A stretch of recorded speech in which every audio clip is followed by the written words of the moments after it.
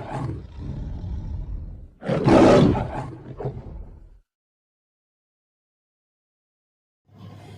Hind Chapari, all of you my dear friends, this is Shiva Rathore from the Chapari series, my dear bro. आज के episode में हम जिस success से रूबरू कराने जा रहे हैं वो है जनाब अशोक यादव। अशोक यादव एक राजनीति में एक ऐसा नाम है जो शायद यूपी में या इंडिया में कोई इनको न जानता हो। ये पूर्व में बीजेपी गवर्नमेंट में इनके पास कई पोर्टफोलियो रहे, तो पूर्व में ये मंत्री रहे बीजेपी गवर्नमेंट में। तो आज जनाब अशोक जी की कहानी, अशोक जी की जुबानी मैं आपको सुनवाता हूँ माय डियर ब्रो। सर जय हिंद जी, फरमाइए सवाल। सर कैसे हैं आप? एकदम फर्स्ट क्लास। मैं ये जानना चाहूँगा कि लोग कहते हैं कि अशोक जी की जो गांव है नंगला हरी सिंह से लेके और दिल्ली तक जो सफ़र रहा है, पॉलिटिकल सफ़र रहा है आपका, और जो भी सफ़र रहा उस संदर्भ में हम आपसे, अगर आपकी परमिशन हो तो मैं सवाल। तो आप एक साधारण परिवार में पैदा हुए, आपके पिताजी हिंदलैंड में थे। उसके बाद आपने अपने करियर की शुरुआत कहाँ से की? देखिए ऐसा है,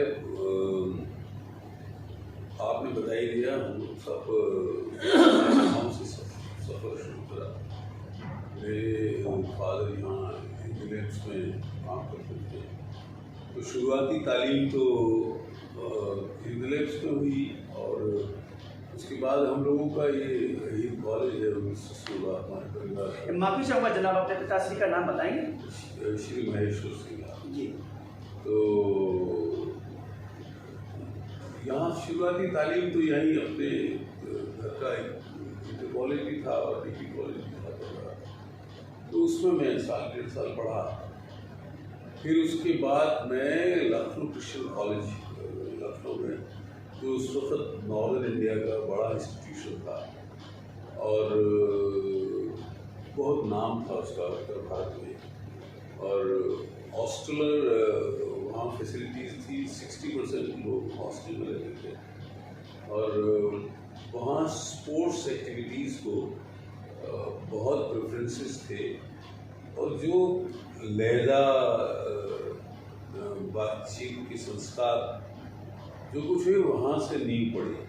और वहाँ चूँकि मेरे घर में फुटबॉल खेली जाती थी, मेरा भाई बड़ा प्लेयर था फुटबॉल का और नॉन प्लेयर था, तो घर में भी वो खेलने खालने की कल्चर आ गई।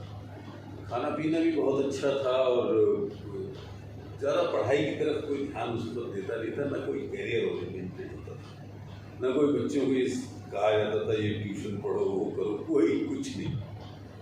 तो वो उस खेल की बिना पर वहाँ दाखिला हो गया वहाँ।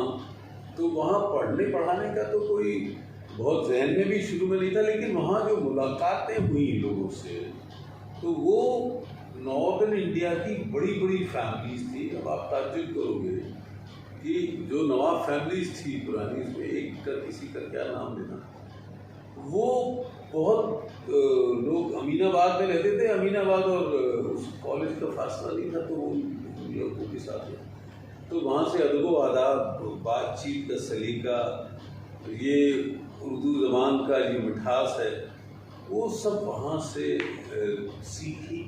और जो किताबों से ज़्यादा सीखने का वो दौर था, किताबों से तो हम लोग को पढ़े किताबें नहीं, शुरू में ज़्यादा बातचीत से सीखे, कम्युनिकेशन से सीखे, आपसी सरोकारों से सीखे, उसमें बैठने से सीखे।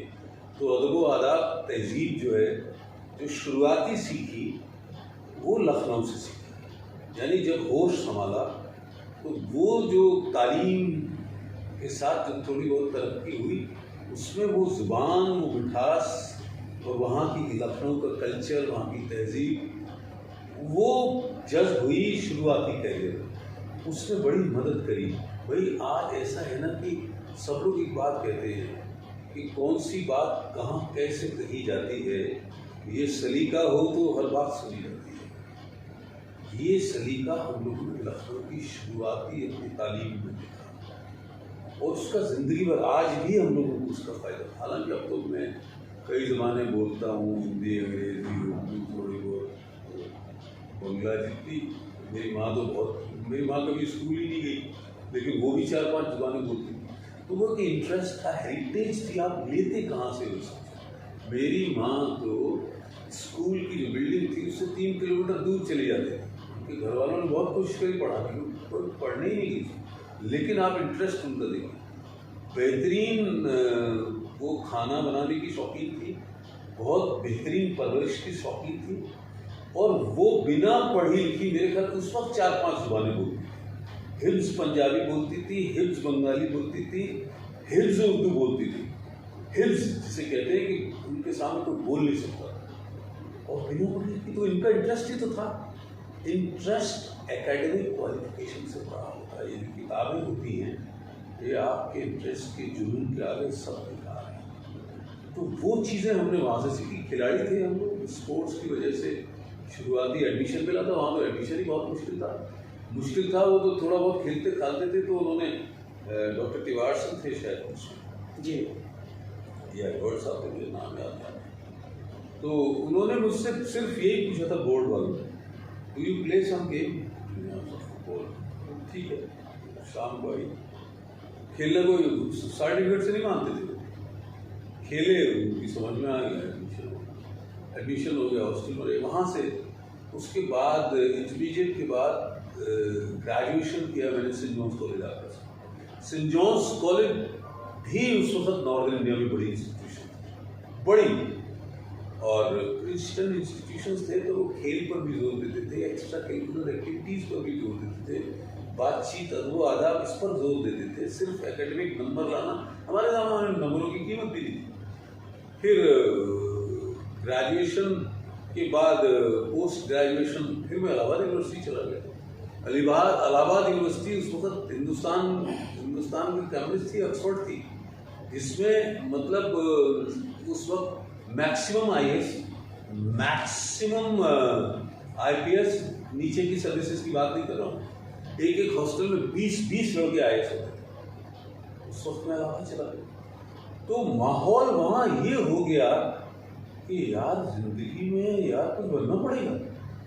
ये तो एक कमरा छोड़ के दूसरा आदमी IAS हो रहा है, एक कमरा छोड़ के कोई IPS, तो वहाँ से एक जिंदगी में जुनून पैदा हुआ, वहाँ से जिंदगी में एक आग लगी, और ये एहसास हुआ कि यार ये तो कुछ करना पड़ेगा। जहाँ हम रह रहे थे तो वहाँ तो कोई ये बातें ही नहीं थी। तो जुबान बदली, लहजा बदला, कल्चर बदला, एक कंपटीशन की फीलिंग इलाहाबाद ने। इलाहाबाद बहुत बड़ा तालीम का मरकज़ था। एक ज़माने में हिंदुस्तान में तक्षशिला, नालंदा थी, लेकिन हमने जो आँख संभाली, हिंदुस्तान में जो बड़ी जगह थी इस वक्त, देखो मैं और जगह का नाम इसलिए नहीं ले रहा कि वो फिर बहुत हम लोग कोई एकेडमिक क्लास में नहीं बैठे हैं।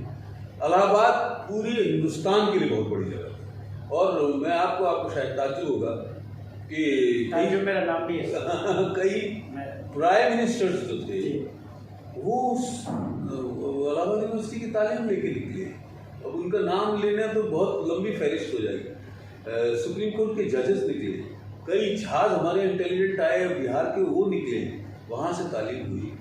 फिर ये ज़रूर हुआ, उसके बाद प्रैक्टिस का बना, लेकिन वहाँ वो कोई और एक आग दिमाग में जल चुकी थी, एक लौ जल चुकी थी। इत्तेफाक से हम लोगों ने बेरोजगार फ्रंट बनाया जी,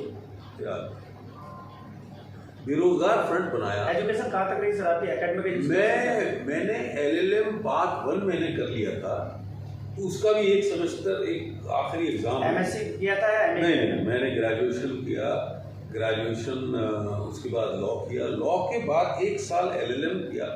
लास्ट वो था यहाँ पर ये इलेक्शन की शायद बातें चलने लगी कुछ दिनों इधर उधर। खैर लुबेलुबाब ये हुआ कि यहाँ मैं आ गया, शायद आई केम बैक इन 91-92। ओके। उस वक्त शायद, अब मैं चूँकि इलाहाबाद का पढ़ा हुआ था, तो मेरी किसी ने, एक मेरे साथ लड़का पढ़ता था, he was IAS in government of India job, वो बलिया के रहने वाले थे, उन्होंने मेरी चंद्रशेखर जी से मुलाकात करा दी जब वो प्राइम मिनिस्टर थे।